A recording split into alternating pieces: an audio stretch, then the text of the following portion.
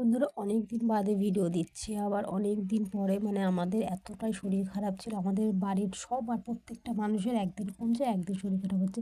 ছেলে মেয়ে আমার বরের প্রত্যেকটা মানুষের কমছে শরীর খারাপ আর হচ্ছে। মানে ঠান্ডা ওয়েদার নতুন পড়ছে আর দেখো আমার এখনও কিন্তু শরীরটা ঠিকঠাক ভালো হয়নি। এখনও মানে ঠান্ডা লেগেছে, নাকে নাকে কথা হচ্ছে। আর এদিকে হলো সকালে আমি চা মুড়ি খেয়ে নিয়েছিলাম। আর হলো বড়মশাই মাছ এনেছিল, ভোলা মাছ আর আমুদি মাছ এনেছিল, সেটাই ও কেটে দিচ্ছে। আমার শরীর ভালো না বলে ও কেটে দিয়েছে। আর এখানে আজকে রান্না করো টমেটো দিয়ে কামুদি মাছ, সেটা আমি বের করে নিয়েছি আর হলুদ নুন মাখিয়ে নিয়েছিলাম মাছে।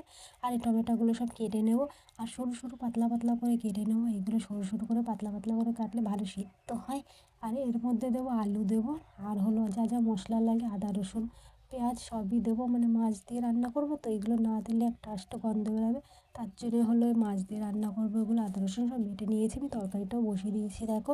আর একটু মাখো মাখো হবে তার জন্য দেখো একটু ভালো করে কষিয়ে নিয়েছি। টমেটোগুলো অল্প গলে এসছে, তারপর এর মধ্যে জল দিয়ে দিচ্ছি। আর বেশি জল দেবো না, একটু মাখো মাখো হবে তার জন্য কম জল দিয়ে এটা যখন ফুটে উঠবে একটু ঝোলটা কমে যাবে, তারপরে আমাদের মাছগুলো দিয়ে নামিয়ে নেব।